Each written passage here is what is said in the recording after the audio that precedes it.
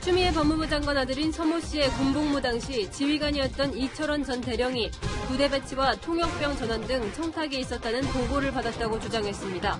국방부가 국회에 파견한 협력단이 부대 배치 청탁을 했다는 주장도 내놨습니다. 더불어민주당이 노무현 전 대통령을 거론하며 추미애 장관을 엄호하고 나섰습니다. 민주당 유튜브 채널에는 우리가 추미애다라는 댓글도 달렸습니다. 국민의힘은 추 장관의 사퇴를 거듭 촉구했습니다. 최근 부산에서 코로나19에 걸린 승객과 5분간 동승한 택시운전자 2명이 잇따라 감염된 사례를 방역당국이 예의주시하고 있습니다.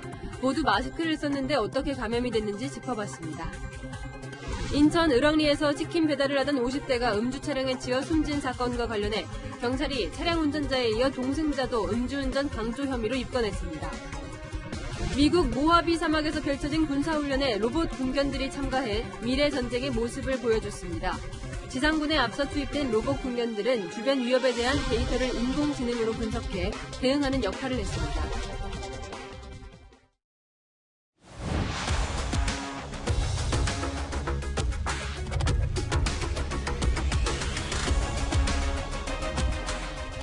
안녕하십니까. 뉴스A 동정민입니다.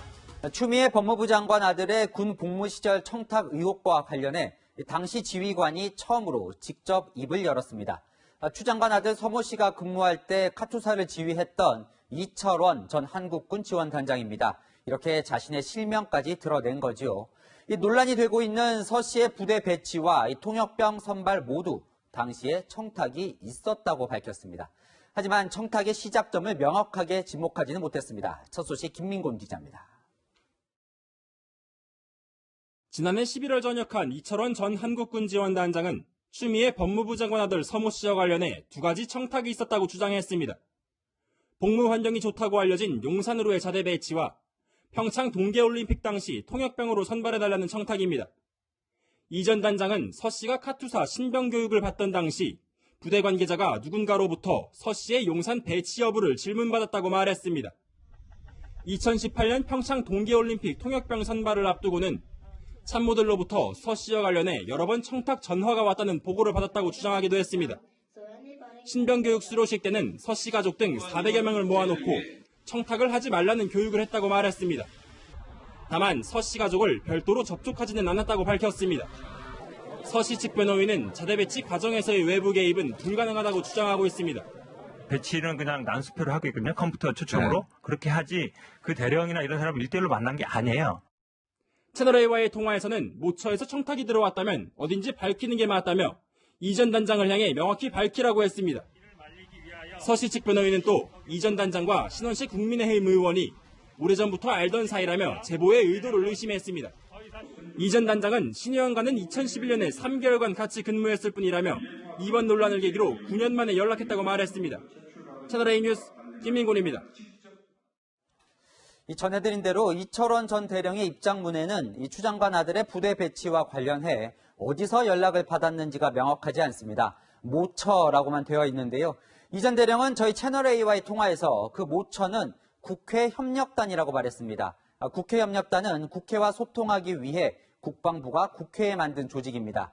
하지만 당시 협력단 관계자는 이 주장을 부인했습니다. 이은우 기자입니다. 이철원 전 단장은 모처에서 추미애 법무부 장관 아들의 용산 배치를 물었다고 했습니다. 이 전 단장은 채널A와의 전화통화에서 용산 부대 배치를 청탁한 건 국회 연락단이었던 걸로 기억한다고 말했습니다. 국회 연락단의 정식 명칭은 국방부 국회 협력단입니다. 국정감사 등에 대비해 국회와 소통하려고 국방부가 국회에 파견한 조직인데 병역 민원 창구로 활용됐을 가능성이 제기된 겁니다. 지금까지 제기된 의혹이 사실로 확인될 경우 추미애 장관 아들 병역 문제를 놓고 국회협력단, 민주당 출신의 국방부 장관 정책보좌관, 추 장관 측 보좌관 등이 전방위 청탁을 벌인 게 됩니다. 하지만 이 전 단장 주장에 대해 2017년 당시 국회협력단에 있었던 인사는 추미애 의원실과 전혀 교류가 없었다고 반박했습니다. 검찰은 우선 추 장관 아들의 병가 연장 과정의 의혹을 수사한 뒤 자대 배치 청탁 여부 등에 대해서도 수사할 계획입니다. 채널A 뉴스 이은우입니다.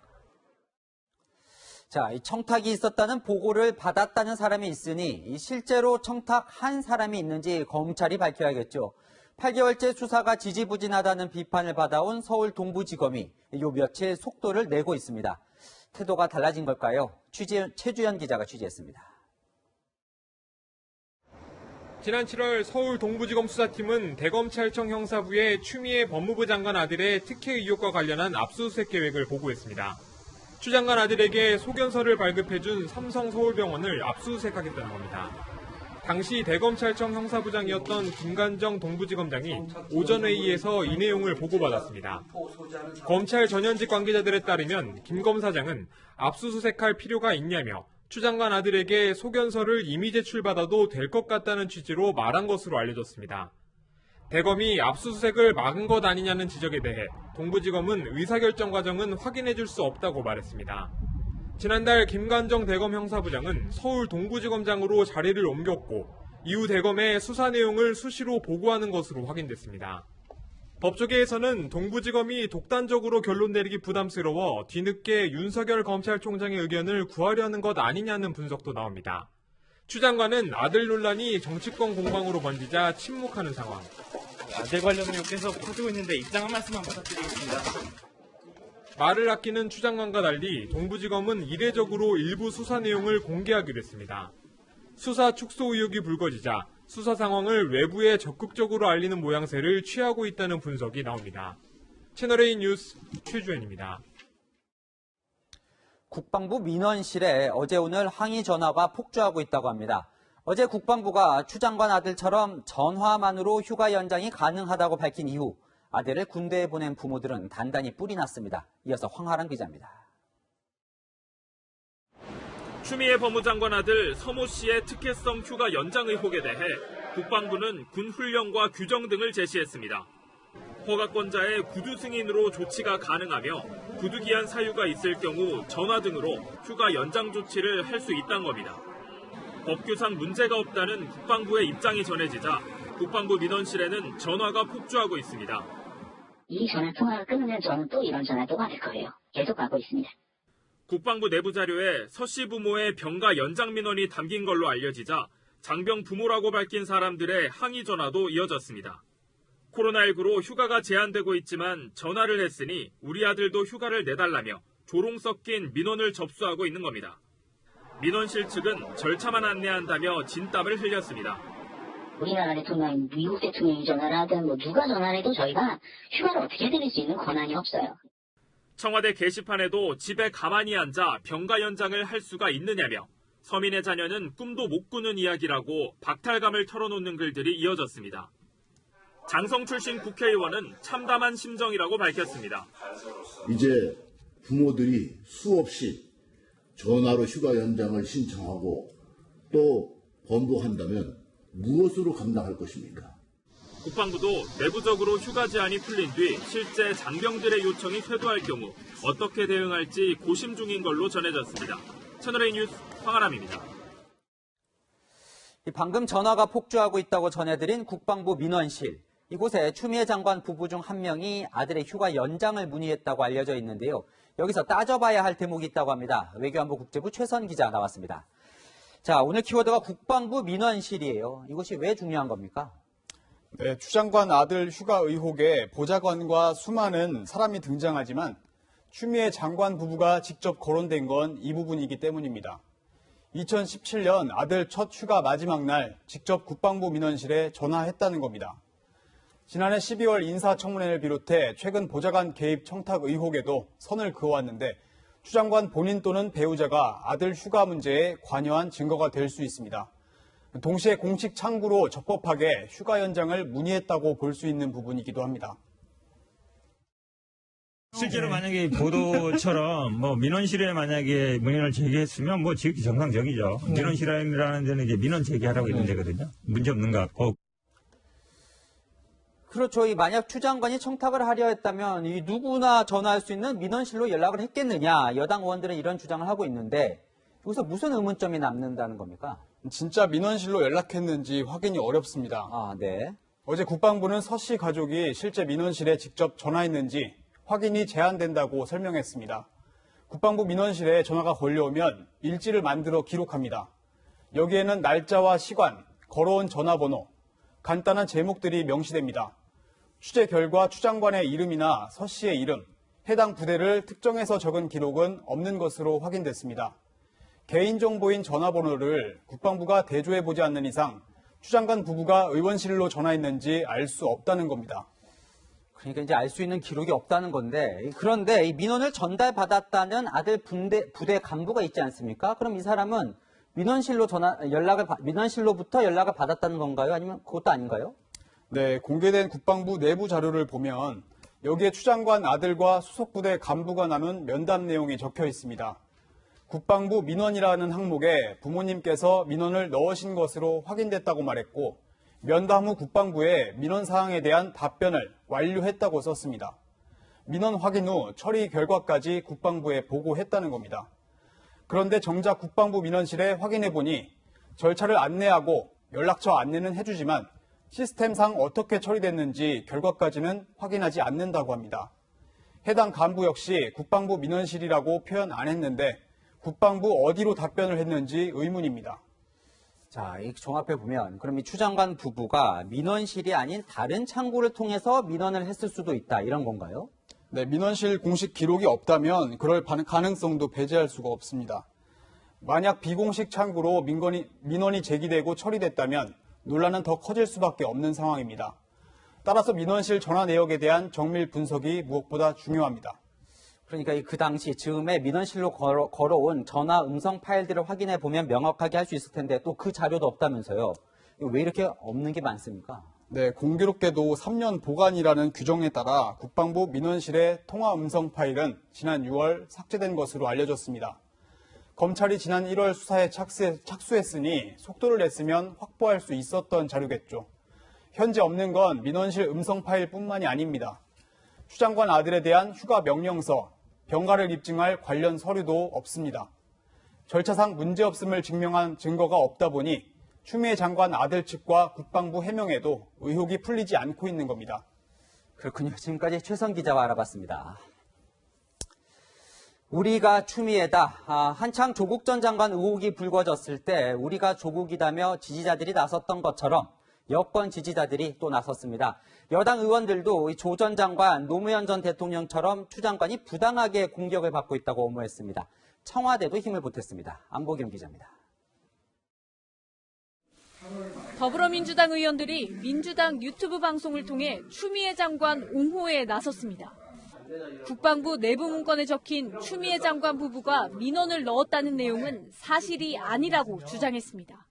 추 장관이 민원실에 전화한 적이 없는데 아들이 여러 가지 입장이 곤란하니까 말을 윗사람에게 하는 거니까 편하게 하려고 그냥 부모님이 민원 넣습니다. 이렇게 했다고 해요.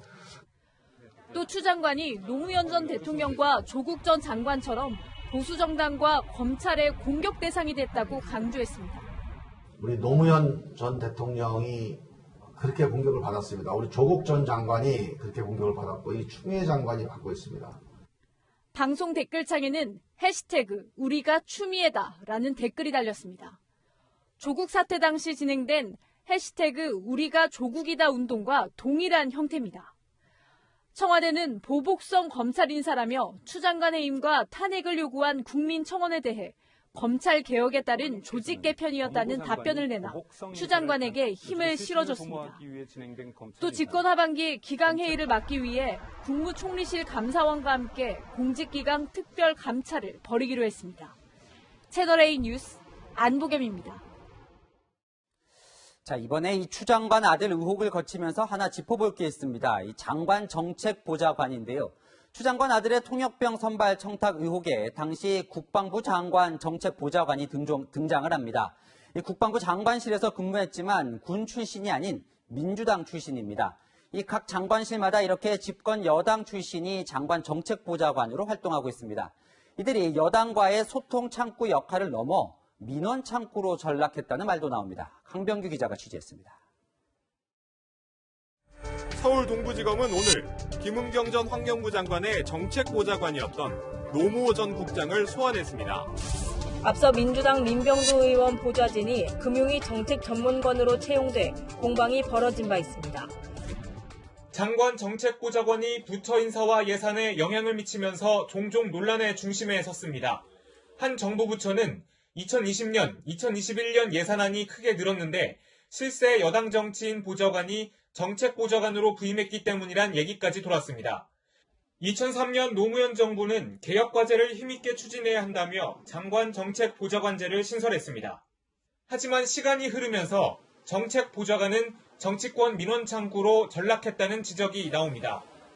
전직 정책보좌관 A씨는 정치인들이 자기 사람 챙기는 자리로 보면 된다면서 부처의 인사와 예산에 개입하고 정치권 연결 창구 역할을 한다고 설명했습니다.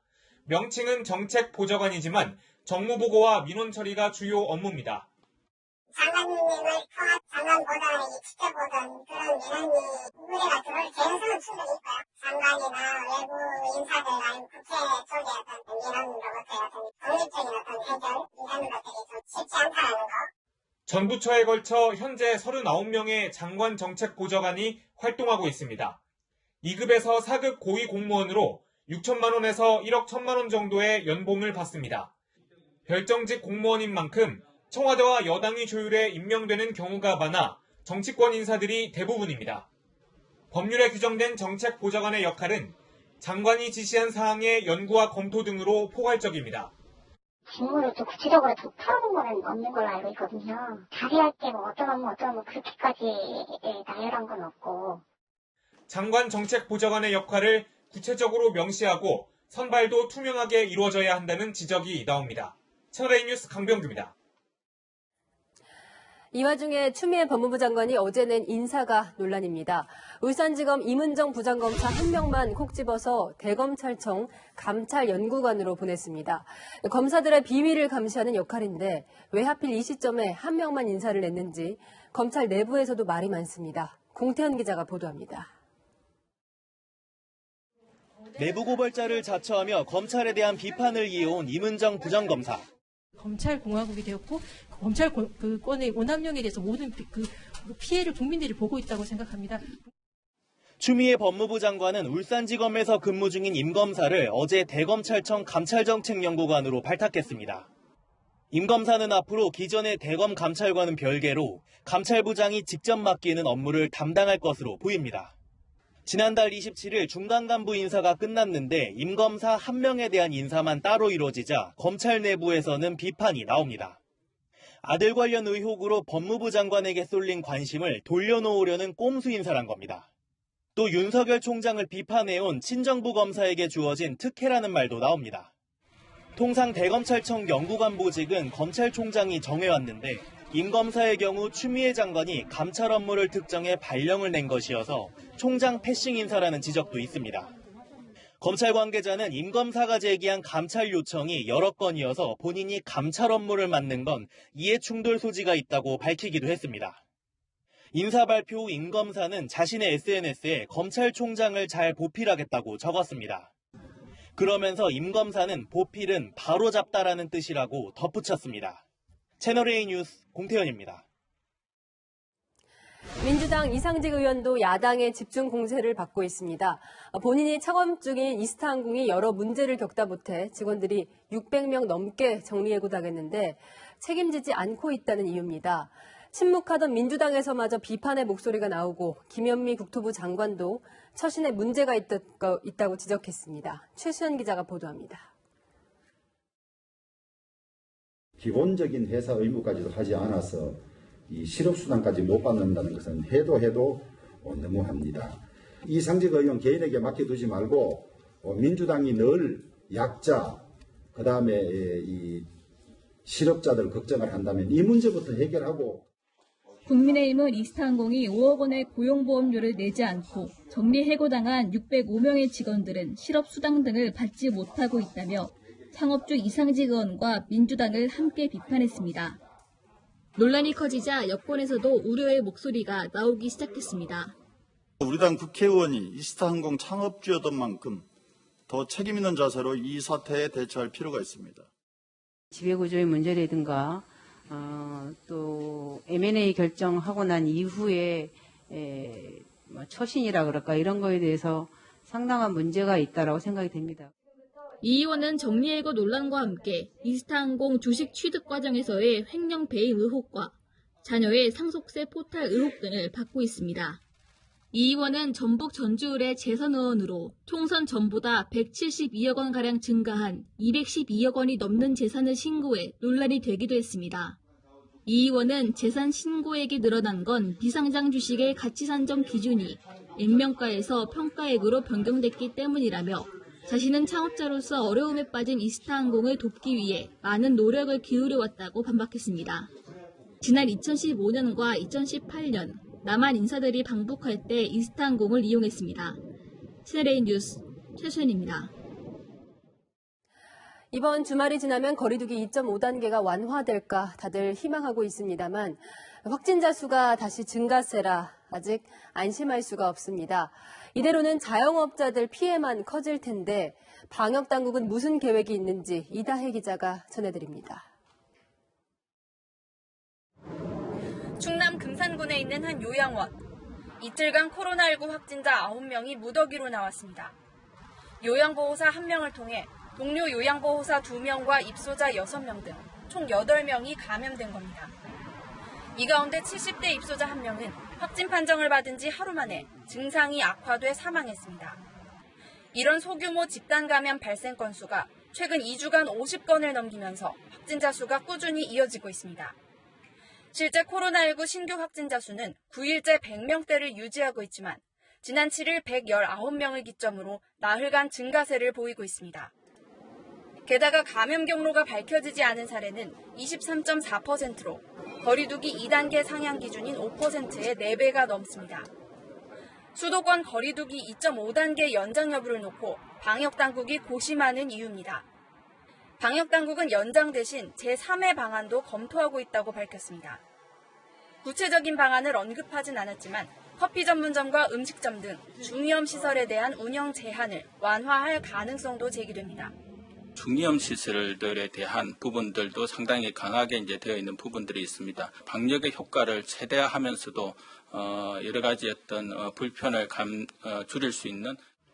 지난달 30일부터 2주 가까이 강화된 방역 지침으로 자영업자들의 피해가 커질 수 있다는 점을 고려한 걸로 풀이됩니다.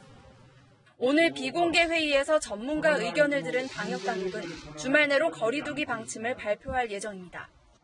채널A 뉴스 이다혜입니다. 부산에서 확진자를 태운 택시기사 2명이 감염됐는데 마스크를 잘 쓰고 있었고 이동 시간도 짧아서 의문입니다. 어떻게 전파가 되는지 김단비 기자가 알아봤습니다. 택시 승강장입니다. 줄지어선 손님들이 대부분 마스크를 착용했습니다. 나가면 가끔씩 난 세균이가 이렇게 탈 때 한두 번씩 좀 이렇게 턱에다 걸치는 분이 있어요. 손님들 타고 내리면 환기를 시켜요. 문을 내려가지고 자주 해달라고 부탁하죠. 최근 부산에선 확진자를 태운 택시기사 2명이 잇따라 감염됐습니다. 역학조사 결과 두 택시의 확진자가 머문 시간은 5분 이내고 기사와 승객 모두 마스크를 착용했던 걸로 조사됐습니다. 또 이들이 쓴 마스크는 면 소재가 아닌 보건용 마스크였던 걸로 파악됐습니다. 부산시는 짧은 시간에 전파가 일어난 만큼 밀폐된 차 안에서 확진자의 침방울이 고농도로 존재했을 가능성이 있다고 보고 있습니다. 마스크를 밀착 착용하지 않았다면 호흡기로 바로 침투했을 수 있습니다. 마스크를 쓰더라도 100% 차단할 수 있는 것은 아니기 때문에 마스크를 코와 입을 반드시 가려주시고 또 마스크가 밀착될 수 있게. 또 전파력이 높은 시기에 확진자 입에서 나온 침방울이 에어컨 바람을 타고 차량 내부 곳곳을 오염시켰을 가능성도 있습니다. 이제 본업뿐만 아니라 주변 환경에 묻더라도 팬들이나 그러면은 당연히 이제 그런데 나중에 손 대게 되면 감염이 가능하거든요. 손위생 역시 중요하다고 생각하는 얘기하는 이유가 그래서 그래요. 차 안 환기를 자주 하고 결제 때 건네는 현금이나 카드를 통해 감염될 가능성도 있는 만큼 내린 후에는 손을 씻는 것도 중요합니다. 채널A 뉴스 김단비입니다. 질병관리본부는 내일부로 질병관리청이 됩니다. 오늘 문재인 대통령이 질본을 찾아가서 정은경 신임 청장에게 임명장을 직접 수여했습니다. 청와대는 비상 상황을 고려해서 이례적으로 현장을 찾아간 거라 설명합니다. 강은하 기자입니다. 문재인 대통령이 충북에 위치한 질병관리본부를 찾았습니다. 정은경 신임 질병관리청장에게 임명장을 수여하기 위해서입니다. 대통령이 차관급 인사에게 임명장을 직접 수여한 것도 이례적인데 현장을 찾아 수여식을 진행한 건 처음 있는 일입니다. K방역의 영웅 정은경 본부장님이 성격되는 질병관리청의 초대 청장으로 임명되신 것에 대해서도 축하 말씀을 드립니다. 정 신임 청장은 대통령의 응원에 허리를 숙이며 감사를 표했습니다. 우리가 존재하는 이유에 대해서 국민의 건강과 사회 안전을 지키는 건강 지킴이로서의 질병관리청이 거듭날 수 있도록 모든 직원들이 한마음으로 열심히 하겠다는 그런. 정 신임 청장은 건강 상태를 묻는 대통령 질문에 면역이 생겨서 업무에 지장이 없다고 답했습니다. 통상적으로 임명장 수여식엔 당사자의 가족이 참석하지만 정 신임 청장의 요청에 따라 오늘 수여식엔 질본 직원들이 자리를 지켰습니다. 내일부터 출범하는 질병관리청은 코로나19 극복과 백신 치료제 개발을 최우선 과제로 추진할 계획입니다. 채널A 뉴스 강은하입니다. 인천 을왕리에서 치킨 배달을 하던 50대 가정이 숨진 사건을 엄벌해달라는 청와대 청원에 40만 명 넘게 동의했습니다. 전 국민의 공분을 사고 있는 이 사건 동승자도 음주운전 방조 혐의로 입건됐습니다. 남영주 기자입니다.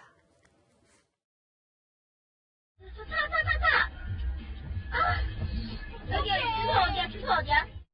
사고 현장에 도착한 시민들이 서둘러 차를 세웁니다. 119에 신고한 지 얼마 안 돼 구급대원들이 도착하고 심폐소생술을 합니다. 이런 와중에 남녀 2명이 도로변에서 경찰과 이야기를 나누고 있습니다. 음주운전을 하다 배달 오토바이 운전자를 치어 숨지게 한 운전자와 동승자입니다. 목격자들은 이들이 피해자 상태 확인보다 변호사부터 찾았다고 분노를 터뜨립니다. 남자분이 변호사한테 전화하시고 이제 여자분을 바꿔주고 또박또박하게 제가 운전했고요. 저 술 마신 거 맞고요. 피해자들에 대한 많이 다쳤냐 이런 얘기 이런 방법도 없었고. 자신들은 역주행을 한 적 없다는 말도 꺼냈다고 합니다. 심폐소생술 하시는 분 구급대원들한테 저희 역주행한 거 아니라고 이렇게 얘기하면서 얘기 좀 해달라고 우리 보고 다그치듯이 누가 역주행한 거냐고 말 좀 해주세요. 앞서 30대 여성 운전자에 대해 구속영장을 신청했던 경찰은 오늘 남성 동승자에 대해 음주운전 방조 혐의로 입건했습니다. 경찰청장이 나서 사고를 신속하고 엄정하게 수사하라고 지시했고 경찰은 이들 남녀를 상대로 당시 사고가 어떻게 났는지 정확한 경위를 파악하고 있습니다. 피해 남성의 딸이 가해자 엄벌을 촉구하며 제기한 청와대 청원에는 42만 명 이상이 동의했습니다. 채널A 뉴스 남영주입니다. 사회적으로 모임을 자제하자는 기간인데 음주운전 사고는 왜 많아지는 걸까요? 대낮 만취 음주운전에 엄마를 기다리던 6살 아이가 숨지는 사건도 일어났습니다. 우현기 기자입니다. 승용차 앞부분이 심하게 부서졌고 쓰러진 가로등 주변에는 파편들이 어지럽게 흩어져 있습니다. 지난 6일 오후 3시 반쯤 50대 남성이 몰던 승용차가 인도로 돌진해 가로등을 들이받았습니다. 이 충격으로 가로등이 쓰러지며 바로 옆에 서 있던 6살 남자아이와 가게 앞에 앉아있던 남성을 덮쳤습니다. 애기는 이제 오른쪽에 좀 쓰러져 있었고 보수자분이 중앙에 쓰러져 있었고. 보행도로에 앉아있던 남성은 크게 다치지 않았지만 가로등에 깔린 남자아이는 사고 직후 병원으로 옮겨졌지만 숨졌습니다. 숨진 아이는 햄버거집에 햄버거를 사러 들어간 엄마를 기다리는 중이었습니다. 엄마는 빵을 사고 얘는 밖에서 기다리고 있는 와중에 이 음주운전한 사람이 차를 딱 내보면서. 경찰 조사 결과 이 운전자는 혈중 알코올 농도 0.1%가 넘는 면허 취소 수준의 만취 상태였습니다. 운전자는 지인과 점심에 술을 마신 뒤 귀가 중이었던 것으로 알려졌습니다. 음주운전으로 인한 어린이 교통사고로 숨지거나 다친 어린이는 매년 수십 건씩 발생하고 있습니다. 경찰은 특가법상 위험운전치사 혐의로 윤창호법을 적용해 50대 남성 운전자를 구속했습니다. 채널A 뉴스 우현기입니다.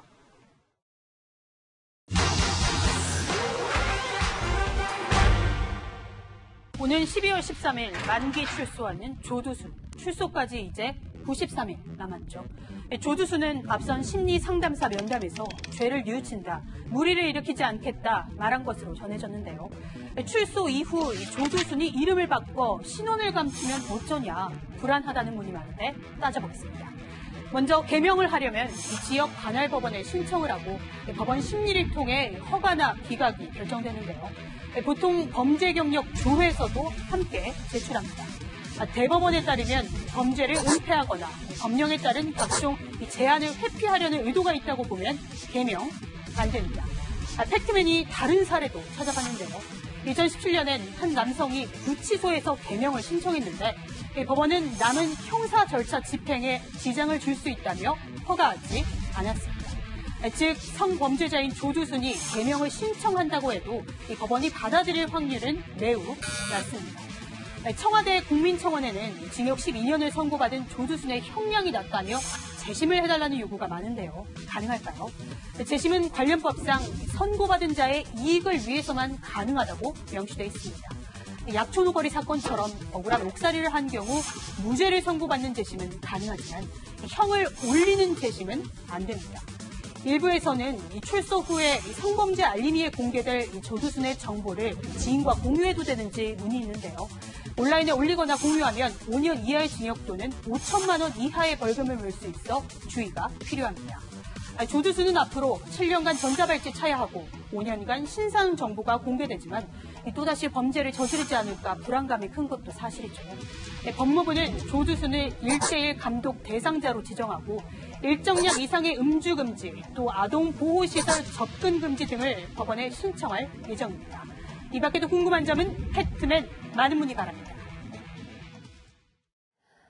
네, 2차 재난지원금 속보 조금 더 짚어보겠습니다. 정부가 어제 밝힌 지급 계획에는 특수 고용 근로자나 프리랜서에게 고용 안정 지원금을 주는 방안도 포함됐습니다. 1차 지원금 때 사각지대에 있어서 혜택을 못 받은 사람들이 많았는데 이번에도 못 받을까 우려됩니다. 이상한 기자가 이렇게 사각지대에 놓인 사람들을 만나봤습니다. 10년차 연극 배우 김광일 씨. 코로나19로 올 상반기 예정됐던 공연 7개가 취소됐고 수입은 지난해 30% 수준으로 뚝 떨어졌습니다. 심각한 사람들은 막 진짜 우울증도 오고 뭐 공황장 이런 것도 오는 사람들도 있고. 연극 배우는 대표적인 특수고용 프리랜서 직군이지만 김 씨는 정부의 1차 고용안정지원금 신청에서 탈락했습니다.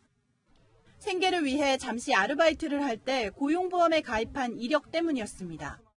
그리고 끝나고 이제 또 다른 연습을 원래 하기로 했어가지고 이제 회사를 2달만 한 건데 그때 그 2달 때문에 이제 걸리는 거죠.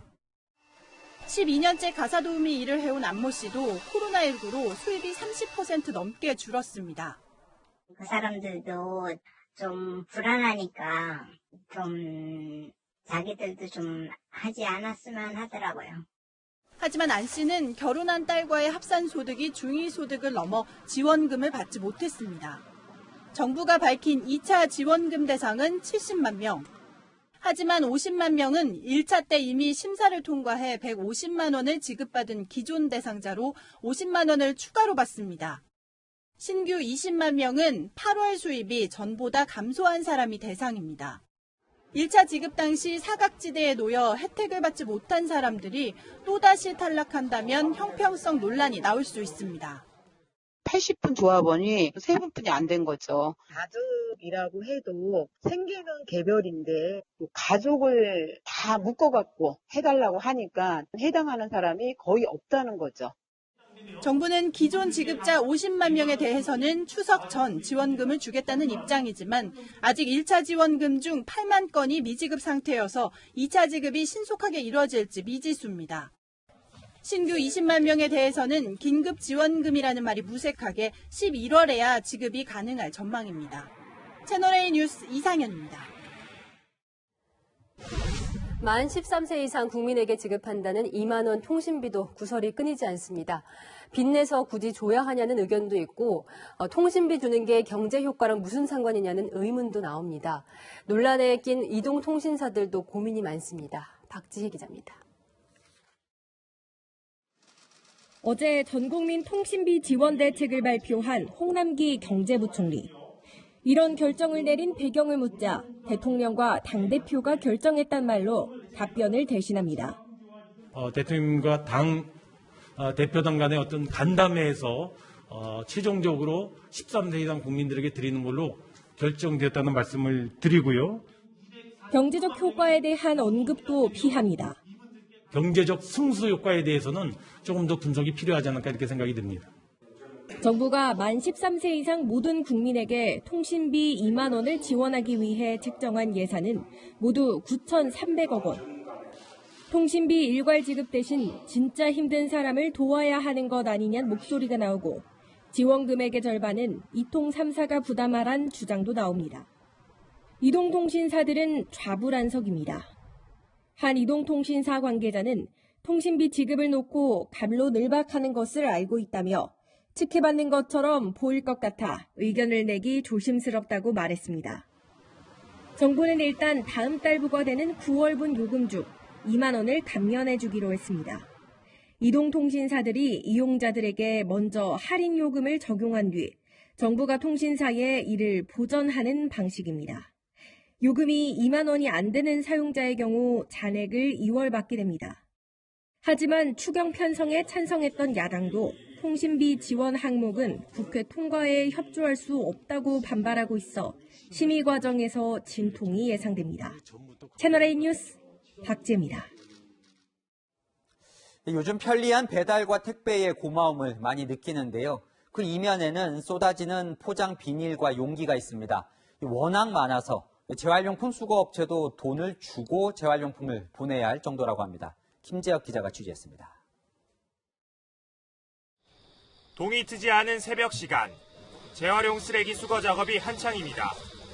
단지 한 켠에 폐플라스틱과 비닐, 스티로폼 같은 재활용 쓰레기가 가득합니다. 보관 공간이 부족해 옆에다 쌓아놓은 양도 상당합니다. 하루 만에 늘었나요? 네. 예전에 비해서 그냥 어떤... 한 절반도 늘었다고 보면 되죠. 늘어난 쓰레기에 작업 시간도 덩달아 늘었지만 수익은 오히려 줄었습니다. 수거한 쓰레기를 재활용품 선별장에 넘기면서 돈을 받아야 하는데 워낙 쓰레기가 몰리는 탓에 선별장에 돈을 주며 맡겨야 하는 상황입니다. 네, 저희가 돈을 내고 갖다 버려요. 요거는 30원, 이건 50원씩 지금 주고 버려요. 재활용 쓰레기를 모아놓은 집화장.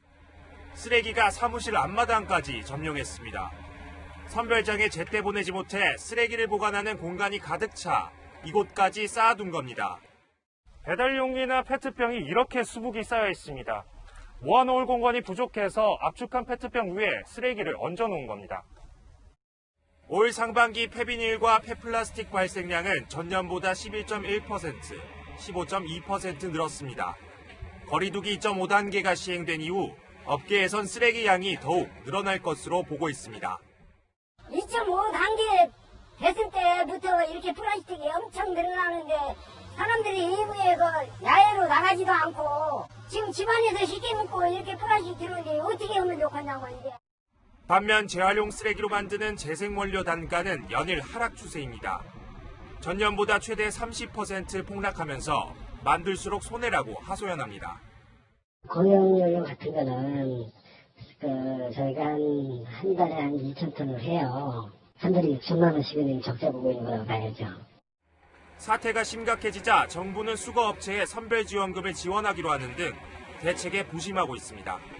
하지만 다가오는 추석이 변수입니다. 명절 선물에 사용된 포장재 쓰레기가 대거 배출되면 쓰레기 대란이 일어날 수 있다는 우려도 여전합니다. 채널A 뉴스 김재혁입니다. 한국에 머물고 있는 외국인 유학생들이 코로나 우울증, 코로나 블루에 고통받고 있습니다. 온라인 강의로 전환되면서 친구 사귀기도 어려운 데다 고국 향수병까지 겹쳐 외로움을 호소하고 있습니다. 구자준 기자가 만나봤습니다. 지난 2월 스위스에서 입국해 대학에서 석사 학위를 준비하는 니콜 씨. 취업과 학업을 병행할 계획이었지만 코로나 사태로 채용이 취소됐습니다. 한국 생활을 안내해 줄 수 있는 한국 친구도 거의 없습니다. 모든 강의가 온라인으로 진행돼 한국 친구를 사귈 기회가 없었기 때문입니다. 문득 고국의 가족이 그리워지지만 쉽게 보러 갈 수도 없어 우울함마저 느낍니다. I also saw that the school offers counseling. I would like to go back home to Switzerland in Christmas time, but I think I will stay in Korea if the situation is still like this, because I would need to come back to Korea. I'm not even sure if I have difficulties to get through the immigration at all. Plus, I would need to do 14 days of quarantine and be locked in this space. 그나마 의지할 수 있는 사람은 같은 처지의 외국인 친구입니다. I missed you. Yeah, me too. Coming a long time no see. 노르웨이에서 온 비아 씨도 니콜 씨와 같은 어려움을 토로합니다. The biggest problem was because I was starting a new university and trying to find that sense of community and that sense of feeling that you're actually going to university, which was quite difficult because obviously throughout Zoom, you don't have that same kind of physical connection or ability to meet people or even go to campus. 한국에 머무는 외국인 유학생 수는 올해 4월 기준으로 15만 4천여 명.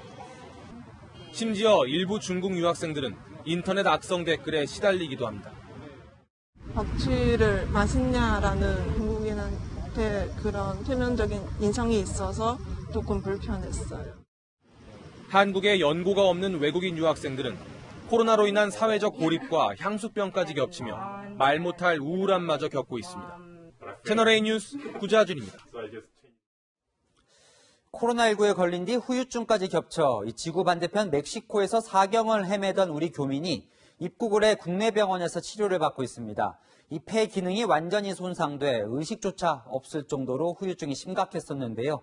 12,000km를 날아와 오늘 폐 이식 수술을 받기까지 그 기적의 나날들을 황수연 기자가 취재했습니다. 공항 활주로로 구급차가 들어오자 의료진이 간이 침대에 누운 여성을 환자 이송 비행기 에어 앰뷸런스에 급히 옮겨 싣습니다. 몸에는 마지막 생명줄이라 불리는 인공심폐기 에크모 장비가 달려 있습니다. 환자는 지난 6월 코로나19 확진 판정을 받은 멕시코 교민 55살 김모 씨입니다. 40일 넘게 멕시코 현지 중환자실에서 치료를 받아 음성 판정을 받긴 했지만 투병 과정의 후유증으로 폐 기능이 완전히 손상돼 멕시코 병원에선 가망이 없다는 진단을 받았습니다. 김 씨 가족들은 모국의 의료진에게 맡겨보기로 결단했고 김 씨는 의식도 없는 상태에서 24시간의 위험한 여정에 올랐습니다. 캐나다와 러시아를 거쳐 인천공항까지 12,000km, 2019년 미군이 에크모를 장착한 환자를 일본에서 미국까지 1,800km 옮긴 이후 에크모 환자의 최장거리 이송 기록이라고 관계자들은 밝혔습니다. 이 같은 응급 환자 국제 이송엔 억대의 비용이 들어간다고 합니다. 혈압이나 맥박 이런 것을 실시간으로 체크할 수 있는 그런 모니터를 달고 이동을 하게 돼 있거든요. 이렇게 환자의 상태가 실시간으로 모니터링 되고 있었기 때문에 24시간의 이송 과정에서 환자의 체온이 상승하는 등 응급 상황이 발생했지만 동승한 멕시코 의료진들의 적절한 조치가 가능했고 환자는 무사히 이곳 병원에 도착했습니다. 전원 허락을 해주신 아산병원 관계자분들 너무 감사드리고요. 밤새 가면서 이 모든 이 에어 앰뷸런스 이송 작전을 실시하셨거든요. 그래서 특히 그분들께 감사드립니다. 서울 아산병원에서 한 달 동안 치료를 받은 김 씨는 건강 상태가 호전됐고 오늘 기다리던 폐이식 수술을 받았습니다. 채널A 뉴스 황수연입니다. 로봇이 인간 대신 싸우는 세상, 영화 속 장면에서 많이 봤는데 인공지능을 갖춘 로봇 군견이 실제로 나왔습니다. 지난주 미국의 사막에서 훈련을 했다는데 워싱턴 김정환 특파원과 함께 보시죠. 지상군에 안전이 보장되지 않을 때 먼저 적진에 투입되는 군견. 지난해엔 테러 조직 IS의 속의 알바그다디 제거 작전에서 결정적 역할을 한 군견 코난이 백악관으로 초청돼 훈장을 받기도 했습니다.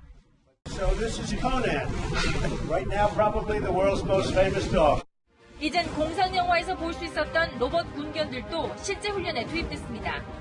공군 수송기에서 뛰어내린 로봇 군견들이 날렵한 걸음으로 병사들에 앞서 현지 정찰에 나섭니다. 해안 경비대를 포함해 미군의 모든 군과와 산업팀이 참가한 훈련에 투입된 로봇 군견들은 모하비 사막에서 각종 위협들을 정찰했습니다. 미군 첨단 전투관리 시스템의 일부인 로봇 군견들은 계단을 손살같이 오르내리고 험지 탐사는 물론 외부의 충격에도 끄떡없는 기동력을 갖췄습니다. 어떤 지형이나 환경에서도 작동할 수 있는 센서와 라디오를 장착한 로봇 군견들은 인공지능 데이터 분석을 통해 외부 공격 가능성을 탐지하고 대응할 수 있습니다. We are developing solutions for joint warfighting operations that directly contribute to the JATC-2 concept that were just demonstrated at ABMS-2. 공상과학영화가 아닌 실제 인공지능과 로봇 군견이 치르는 전쟁. 정확하고 빠를수록 그 냉혹한 현실은 한 걸음 더 다가왔다는 우려도 나옵니다. 워싱턴에서 채널A 뉴스 김정환입니다. 그동안 못 갔던 해외여행 다시 마음껏 갈 수 있게 되면 가장 먼저 가고 싶은 도시 생각해 두셨나요? 누군가에게는 서울일 수도 있는데 이제 방탄소년단이 안내한다고 합니다. 이현용 기자입니다. 카메라와 여권이 놓인 방. 문이 열리자 화면은 국보 1호 숭례문을 비춥니다. 많이 기다렸죠? 대신 더 특별한 서울을 보여줄게요. 서울 스타일로 변신해 맛있는 음식을 먹고 탁 트인 한강을 볼 수 있는 곳. 방탄소년단이 안내하는 서울입니다. 여행이 시작되면 첫 번째 목적지는 서울이 되게 됩니다. 세계인들의 여행지 목록에 서울을 올리자는 의도. 일주일 전 공개된 예고 영상들만 2천만 명이 넘게 봤습니다. 밤 내려온다, 범이 내려온다, 장님 깊은 골로 대한짐승이 내렸다. 덕수궁에서 신명나는 춤판을 시작으로 서울 곳곳의 명소가 소개됩니다. 부산의 시장과 바닷가 사찰, 그리고 전주 한옥마을까지. 판소리 수궁가 기반의 리듬에 중독성 있는 춤과 영상미가 더해져 화제가 되고 있습니다. 모두 알고 있지만 미처 몰랐던 어떤 모습을 보여주는 것에 있어서 되게 기분이 좋았고요. 한류의 메카, 한국을 다시 오게 가장 빠른 방법이 광고라고 생각합니다. 코로나 시대의 디지털 사용자들을 겨냥한 색다른 시도가 호응을 얻고 있습니다. 채널A 뉴스 이현용입니다.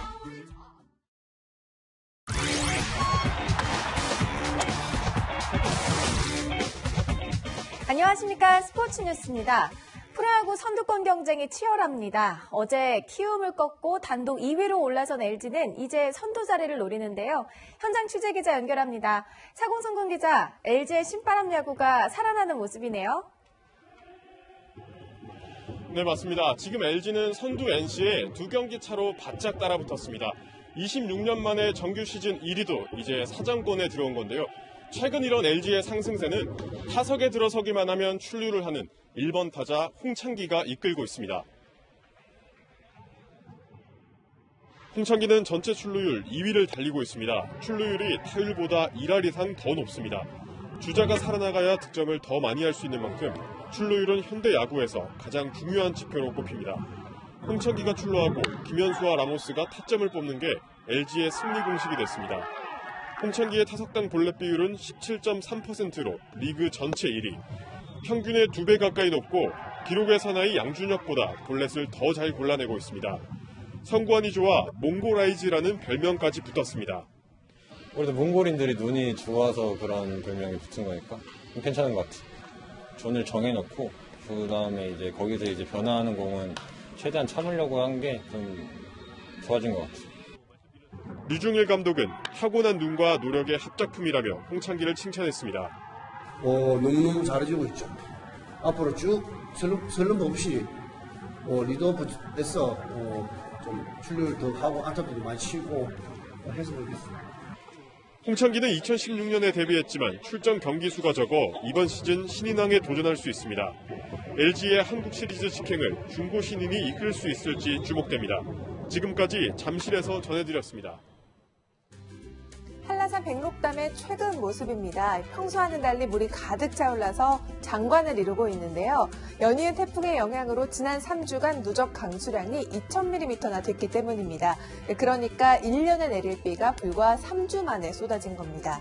이번 주말 제주도에는 또 비 소식인데요. 특히 동해안 지역은 동풍의 영향으로 강한 바람까지도 동반되겠습니다. 내일까지 전남 해안과 제주에는 20에서 60mm, 강원 북부 산지에는 100mm 이상이 쏟아지겠고 강원 영동 지역에는 최고 80mm의 비가 더 오겠습니다. 서울 등 내륙 지방은 주말 내내 구름만 많겠고요. 낮에도 선선하고 쾌적하겠습니다. 큰 일교차에만 잘 대비해 주시기 바랍니다. 다음 주에는 맑고 일교차 큰 날씨가 이어지면서 가을이 더 짙어질 전망입니다. 날씨였습니다. 대통령 직속 일자리 위원으로 활짝 웃고 있는 사람, 2017년 이스타항공그룹 회장이었던 이상직 민주당 현 의원입니다. 일자리 창출의 앞장서라는 자리였죠. 이 의원이 작년에 낸 책 제목은 공정입니다. 청년들에게 일자리와 꿈을 주겠다고 말하고 있습니다. 그런데 그가 창업주인 이스타항공은 지금 어떻습니까? 605명의 직원들이 정리해고됐고 회사가 5억 원의 고용보험금을 밀리는 바람에 고용지원금도 못 받고 있습니다. 자금 횡령, 배임, 탈세, 이상직 의원은 여러 건으로 고발되어 있습니다. 야당뿐 아니라 시민단체, 노동단체, 여권과 가까운 정당까지 문제를 제기하는데 이 정부도 사법기관도 별 움직임이 없어 보입니다. 그러다 보니 대통령과 가까워서 여권 의원이라서 등등 정치적 의혹들이 나오는 거죠. 공평하고 올바르다는 뜻의 공정, 이 의원에게도 적용되고 있습니까? 내일도 뉴스입니다.